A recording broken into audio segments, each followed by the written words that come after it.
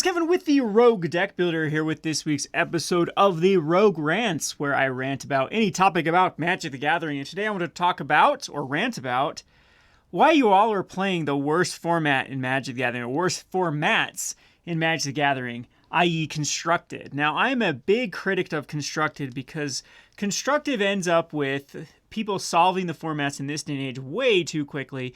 It really ends up in very boring and grindy type matchups, or just where Magic has the way they pushed it with kind of picking the winners and losers in any given format, with trying to push cards to sell packs or be playable in Commander or playable in Modern. When you get a new standard set, or even now with Modern these days, with how they do with Modern Horizons, it feels like you have to play with certain cards. There are just clear winners and losers, and that leads to a very stagnant way to play Magic the Gathering. I think the most beautiful thing about Magic the Gathering is the creativity when it comes to deck building. And how many deck builders are there out there now, especially when decks basically build themselves? And I think this is really representative in things like Ikoria, when they created just enough of the cycling cards to make a competitive cycling deck in the format. And so there was no brewing or deck creating involved. It was basically Wizards gave you a blueprint of what you're going to play, and this is what you play. And what really happens now in the day and age with just access to information is the formats get solved very quickly, especially with MTG Arena and MTGO just grinding out thousands of games per hour. Eventually, the deck lists are going to refine themselves quite quickly, and you're going to end up with the tier decks and the meta. And then you just have the copy pasta start happening, and it creates a feedback loop, and pretty soon you're basically just stuck with facing and playing the same decks over and over again. And the creativity of deck building, or just the beauty and the fun, the enjoyment of deck building, is pretty much gone. And that's why I still consider myself a limited player at heart, but there is even a better format, or one of my favorite ways to play Magic, that I think melds the two, and this is leagues. And if you don't have a league at your local game store, I highly, highly, highly encourage you to reach out to your tournament organizer, your store owner, to get a league going, because leagues are very, very fun, whether it be Commander League. Now, I've ranted about Commander many times on this channel. I think Commander is gone sort of the same way of Standard and Modern. In fact, the Command Zone actually released a little statement about the power level of Commander has just gotten obscene, where you have to, every red deck is running Dockside Extortionist and Ragavand, and you're going to have these set 50 cards going to go in every deck. And then the brewing, again, the creativity, the personality to your deck, the uniqueness is starting to wane even in the Commander format, because you feel compelled to play these certain cards that are just a must include, or just like, why wouldn't you play these type cards? So there's a happy medium. I understand that I personally don't like sealed. I think sealed is too limited. Oftentimes you are just really reliant on the RNG gods of opening up a bomb.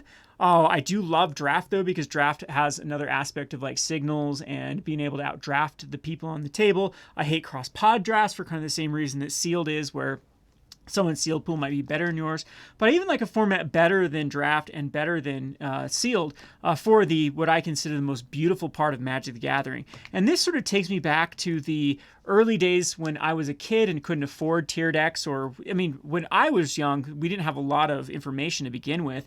You'd have to wait till like sometimes weeks or months for information to be posted about the most recent even Pro Tour. And so you wait for our Inquest magazines or our Scry magazines to then look at this deck did well. And of course, there just wasn't enough player pool and enough like MTGO and Arena just to grind out to ever come to the conclusion of what the best deck was. And so there was a lot more room for innovation and creativity and kind of playing your own style and still being successful with it. And so this format, the league format, I think it goes back to those beautiful days of where you didn't have perfect information of what was going to be the best cards and the best way to combat the meta, and B, you didn't have access to the entire card pool. You just had access to some of the card pool. One of my favorite things as a kid is I'd have a deck, and then Christmas would come around or birthday would come around, and I'd get some more booster packs. Or what I do is I would save up my lunch money. Instead of eating lunch at school, I'd save my lunch money and then buy booster packs with it instead. And then you'd open up that new booster pack and be like, oh, this would go perfect in my elf deck. I just got a new elf card for my elf deck. And it'd be so, that feeling of exuberation of finding another card that actually worked was just so much part of it. There was just a very enjoyable aspect of the game back then. And now as an adult, I feel cheated of, because I just, especially as a store owner, I literally have access to every card that I ever wanted to have access to, so it no longer is an issue. But it also does hamper just that ability to brew and to kind of play test and to kind of just have fun figuring out which cards work best for what you have. So leagues, how they work, how we did this particular Commander, this is not a Commander League, I kind of missed Commander League, but how we did this particular league is we started with a Crimson Vow pre-release pack, and so anything you open up out of Crimson Vow pre-release pack, you basically built your sealed deck, and then each week you're allowed to buy another pack from an Innistrad. We actually started opening up to any pack, but of course Innistrad packs are going to work better with it, and then every 3 losses you also can upgrade your deck by buying a pack. So what I like about League 2 is it bridges the competitive level to where players that might not be as skilled will have access to more cards, and that will balance it out. So if you're losing a lot, at least you feel almost rewarded for losing, because you get more packs that then can go into your decks that can actually give you kind of an edge on the people that have won more and don't have as big of a card pool. So it starts to even out the playing field. So huge rambling. I know I'm done with the rambling now. You've just got to see my hands here in my beautiful playmat.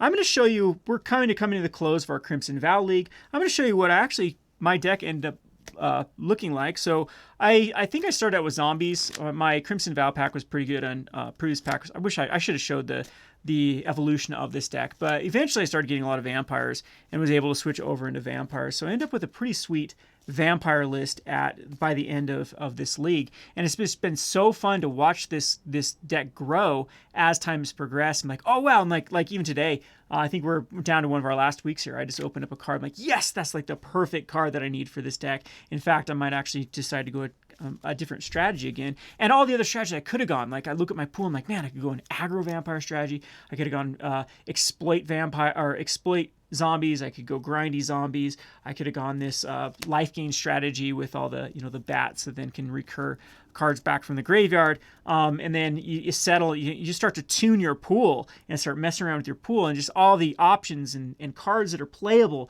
in this format is just insane. And one last thing before I get on to this, I can complain as much as I want about Wizards of the Coast's management of Constructed.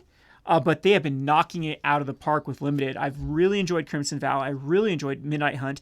I absolutely love Strixhaven and Forgotten Realms. Forgotten Realms is probably one of my favorite Limited formats of all time. And even Kaldheim was pretty good if you actually compare Kaldheim with Limited environments in the past that were quite boring. If you go back to even like Fate Reforged days, those are really, really boring Limited formats where it was just playing more good stuff type stuff. I mean, there wasn't a lot of themes. One of the things that Wizards has done is they've cut out a bunch of the vanilla type cards and actually added key mechanics. So instead of Mind Rot, now you have Mind Rot that can also exile a zombie. So it gives a little more feel to this particular mechanic or this particular set. And so those type of cards that they think they need to throw in every set, like a Mind Rot or a Naturalize or a Plummet, they've been adding these little things that also do effect, like creating blood tokens or venturing into dungeons and stuff. So Wizards of the Coast has been knocking it out of the park with their Limited, and it's actually led to a much, much more fun and robust League environment. So again, you can do League any way you want. I mean, that's our little rules is a pack every week and a pack every 3 losses. And it keeps it fun and enjoyable, and you can play one person once per week, and then it resets. You can play everyone else again. We do best 2 out of 3. We've done this with Commander Leagues before, and it's really, really fun. We've actually even done a draft league where you draft, and then those draft cards can go to your league pack. And so with our Commander League, anything you opened up for any sort of event could actually go into your Commander deck, which end up with some very, very fun Commander decks. All right, so enough rambling here. Let's kind of show you what I've ended up with my vampires. So started off with vampires and was mainly in the Crimson Vow, but I started to diversify. I'm glad I did open up. We do allow theme boosters, so I opened up a M20 theme booster and was able to get this vampire. See if it'll focus here. Focus, my dude. This vampire of the Dire Moon does not want to focus. Come on, dude. I think I got autofocus turned off. So there we go. The Vampire of the Dire Moon, which is perfect for this deck because at first I was like in a heavy blood token strategy, and now I've kind of swapped more over to a life gain strategy, and I'll show you kind of why. It's kind of a blood token / life gain. So this Death Touch Lifelinker does exactly what you wanted to do. The Blood Tithe Harvester, I was able to get 2 of these, which creates blood tokens, plus it creates, plus its removal. It's also a very aggressive card at 3/2. And I'm a Mardu, by the way. I start off with black-red. but then I did switch over to Mardu as my mana base got better. Actually, I'm in opposite order here with where my cards are. So the next card is the Vampire Nighthawk that I was able to get out of a promo. So one of the things we actually do as well is we give out promos for the league, and you can use your promos that you give out. So Wizards of the Coast used to, I think they didn't do it for this set or the last set. They give out like these packs, promo packs. That's where you get these Planeswalker stamps. And so we just open up these and then randomly give them out to people that show up on our Wednesday league night. And I was able to get a Nighthawk Scavenger, which is just an absolute powerhouse in this deck. Flying Death Touch Lifelink. The next card is, I'll do it like this, we can flip it over. The Bloodthirsty Airless, which also came out of the M20 theme booster. So whenever you gain life, put a +1 on the counter, it's flying. It's a 2/3. Nice evasive card. The next one is the Florian. So I've not played with this card yet. This is the card that I was so excited to open today. First strike, 3/3, and then at the beginning of your post-combat main phase, you could look at the top X cards of your library and choose one, which is how much damage you've done. So it's actually not as good as if I were going into like more of an aggro strategy. There's not a lot of cards that actually do curve with this. But this is a control deck. This is a Vampire control deck, and I'll show you why in a bit. And this card is going to help me refill. And these other cards are also going to let me refill, which is the Markov Purifier, which is why I'm going into white.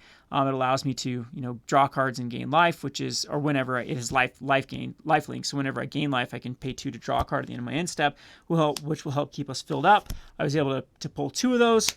The next one would be the Gluttonous Guest. I have 4 of these suckers.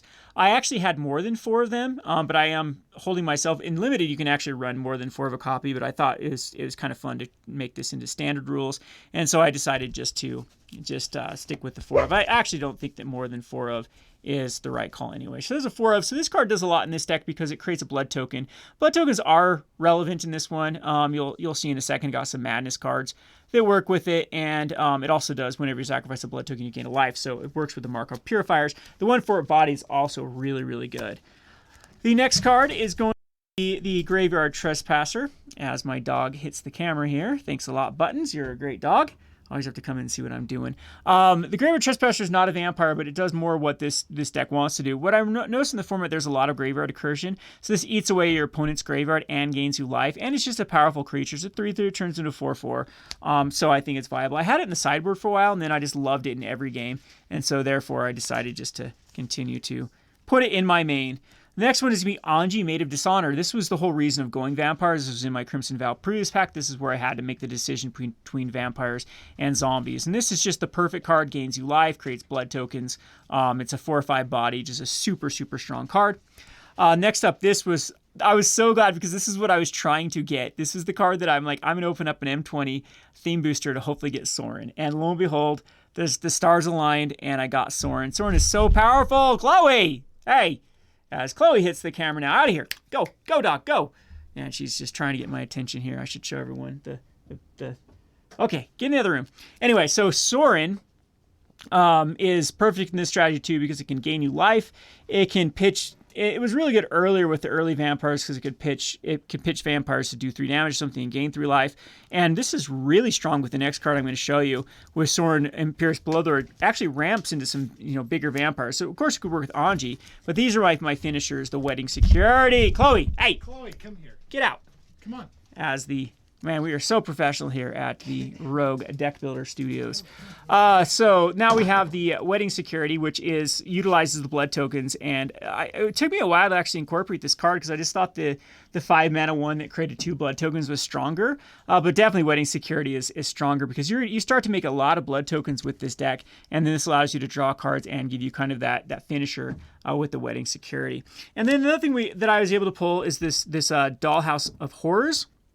Pretty good in this deck because if our opponent runs a lot of removal, we're going to be able to get back many of our cards. And a lot of our cards have ETB effects or just kind of powerful. Like if you have to create like a Vampire Nighthawk Scavenger card with the Dollhouse of Horrors, it's still going to be a very powerful card because it still has the ability to read the cards in your graveyard. So this is going to then give everything that's died some second life to then finish off our opponents. The cards then that made this deck really cool, these Edgar's Awakenings worked really well with the deck. Unfortunately, I was only able to pull 2 of them, but they allow your blood tokens just to be very, very powerful, because then this is basically a free recursion card with blood tokens. I got 2 of those. We're able for removal package, got 3 Gift of Fangs, one I actually pulled today. And so I think Gift of Fangs are pretty strong because you can throw it on your 1/1 lifelinker or your 2/3 lifelinker, and then you can start, the Beats by Dre coming out with the Gift of Fangs. And plus, you're not going up a zombie or a vampire deck. You can actually kill a lot of the problematic cards right out the get-go. Parasitic Grasp, I was also very happy to pull one today. I was able to get rid of like a worse removal spell and then add the Parasitic Grasp because this also gains life, so it can trigger the life gain abilities of the deck. Infernal Grasp is just still a solid removal spell. This was fun. I opened up one Modern Horizon pack, and I was able to get this Terminal Agony, which has Madness, so Madness 2. And again, this is what's super fun about Limited, is because you start to add cards into stuff that would never, ever see the light of day. When is Terminal Agony going to see, play with blood tokens? And this is just a card that was just meant to be played with blood tokens. I'm kind of sad they didn't do Madness again in this Innistrad block, and then it would have worked so perfectly with blood tokens. I think that the Wizards keeps teasing us with like these mechanics that actually work with previous Innistrad. That's why instead of theme boosters, I wish they would have come out with like a jumpstart type product that just melded or combined Innistrad products together, and then you could play Madness cards again with blood tokens as it was meant to be, or you could get Undying with, Exploit, all those type of stuff. So unfortunately, I don't know why Wizards of the Coast doesn't have the foresight to, do this sort of stuff. They have a bunch of dead products that they could easily replace to add these kind of more fun products. So this one works very, very well. Don't like the sorcery speed, but it can actually be instant speed with the Madness, with the sacrificing of the blood tokens. So tokens are actually pretty big in this format. There's a lot of zombie tokens that get created, a lot of other tokens that can get created. So Bloodline Culling is pretty good. 3 mana can basically kill a creature, -5, -5, as well as give things -2, -2. There are also a couple of indestructible creatures in the format that you've come across that can actually get around that. Hero's Downfall. Was able to pull 2 of them. Not a lot of Planeswalkers that other people have so far. And also Murder from M20 out of that theme booster. This one is pretty sweet. The Rite of Oblivion. It utilizes the blood tokens. We do see that one standard right now with the flashback, and this one also for Modern Horizons with the Foundry Helix. Now this is an awkward one. You have to sacrifice a permanent, but it deals 4 damage to any target. If the sacrifice permanent was an artifact, gain 4 life. So this is we're going to be sacrificing an artifact. So a blood token then turns into 4 damage and gain 4 life, which then can trigger our life gain stuff. Mortified is a very powerful card that, Mortified, this one was, I opened up I was thinking there was vampires in the theme booster from the Orzhov, and then it was all clerics and stuff, so I was very disappointed. What was I looking for in that? But the Mortify was pretty sweet. And then out of the set booster pack, Necrotic Sliver was one of the list cards. And so I thought that this card is just pretty good with the synergy with the Dollhouse of Horrors. And for 6 mana, you can basically destroy any permanent. It's a 2/2. It works with like getting stuff back with Edgar's Awakening. So I thought just including Necrotic Sliver, it might not be the best inclusion in here, but I thought I'd include it. The lands are pretty fun too. I was able to get some pretty decent lands. I am running a lot of basic lands. Was able to pull 4 Evolving Wilds, so it seems like every set. I did open up a Dark Ascension pack too. Did I show you any cards from Dark Ascension? I don't think I got anything. I was pretty disappointed with Dark Ascension because I didn't get anything that worked for this deck. I think I got one card that worked for my zombies, but I did pull Evolving Wilds from it at least. And then there's Evolving Wilds from many of the other sets. But was able to pull some decent little non-basic lands. Oh yeah, got that. That was my rare. That was my rare from Dark Ascension, was the Vault of the Archangel, which actually worked pretty good in this deck. A lot of things already had Death Touch and Lifelink, but in other ways to make, especially like your 1/4s, even more potent. But these two were pretty cool. And my previous pack was pretty crazy because it had 2 Valerian Estates, so it was kind of wasted rare slots if you weren't going vampires. But was happy with this card because it does generates a lot of blood tokens. And we're gaining life, so the paying 1 life doesn't really matter. And then we did get a couple of the slow lands with the Shattered Sanctum and the Sundown Pass and the Battlefield Forge as a pain land, and then the Orzhov Guildgate to really fix us. So no really problems with fixing. But again, the power level is just so toned down from standard, but it's still high enough that you feel like you're actually playing with fun and good cards rather than just playing with like sealed. Oftentimes you're playing with a lot of filler that just kind of like feels bad man cards like 2/2 bears are such a huge part of any sealed environment, and they're really boring, and board states get clogged, and it's just not like, I don't like sealed. Sealed's still fun because it still is using your creative juices and your deck building and whatnot. So I still enjoy sealed, but this going from a bigger pool is always more fun. Going from a bigger limited pool is my favorite way to play Magic the Gathering. So I implore you, everyone that does play Magic, to quit playing the awful formats of Modern, Standard, Commander and venture off into the real beauty of Magic, which is the more limited environment. You can feel like a kid again. Opening those booster packs every Wednesday feels like a treat. Like, oh, what am I going to get this week? I hope I'll put something good. And you have the disappointments when you open up a Buswa pack, but you have those really, when you open up that Sorin, I'm like, yes, I got the Sorin. You scrubs are screwed. Spoiler alert, I have not lost a game in this league. We have a lot of new players. We kind of have the good cop, bad cop going on here at Gone Rogue Games. I refuse to ever lose to people. I'm going to be as competitive with the newest player ever as I'm going to be with a Pro Tour player if they showed up. And whereas Zach is kind of like, he'll let people win and play kind of wonky, easy decks and easy strategies for people. And so they can feel good beating Zach, but then if they do ever beat me, they can really feel like an accomplishment. But man, this sealed pool, I got super, super lucky with having very potent cards, as well as, my skill level is much higher than most of the people that are playing in this league. Also did end up making a sideboard. Some of the cards that I have thought about, I had a lot of Bleed Dries at one point. I think someone in this league has a Coma, and so Bleed Dry is actually pretty good against killing an indestructible card. Thought Distortion's kind of fun if you need to. I wish this was in Standard. A Blood Vial Purveyor. I got this today in my double Innistrad feature pack. I just don't think it works in my deck. We're not very aggressive with, like, I don't need a 5/6 to close out the game. We're going to close out the game by grinding him out. And so it just kind of feels like a card I don't need. But if I need to be quicker versus strategies, I could bring it in. Got a bunch of Foul Plays. Foul Plays is a really good card versus certain decks because you get to investigate and destroy a creature's power 2 or less. This Dinosaur seems pretty good in Blood Tokens. I just haven't really liked it. So it's in a sideboard in case I really go up against another control-based deck. 2 Vampire Vengeance. These were in the main, but man, you go up against a lot of other people playing vampires. Sanctifies. Believe it or not, there actually is some problematic artifacts in this format that I've come across. So I've got 3 of them in there. They also do get to gain you 3 life. Enchantments, artifacts. You go up against, like, one guy's got a white enchantment deck, white-blue. Spirit Enchantment. Sanctify comes in, and it's just such a powerhouse versus that. You destroy and gain life. Blight Beetle. This one's kind of fun, too, because there's a human strategy with getting +1/+1 counters. They're green. You have protection from green. They can't have counters. And then Fateful Absence and Borrowed Time are also just really good cards. This exiles or destroys for 2 mana. This exiles until it's taken care of. So a lot of fun, cool cards right now in this little format. You feel like you're in control here. That's one of the problems I have with like Sealed or Draft is oftentimes you don't feel like you have enough tools in the toolbox.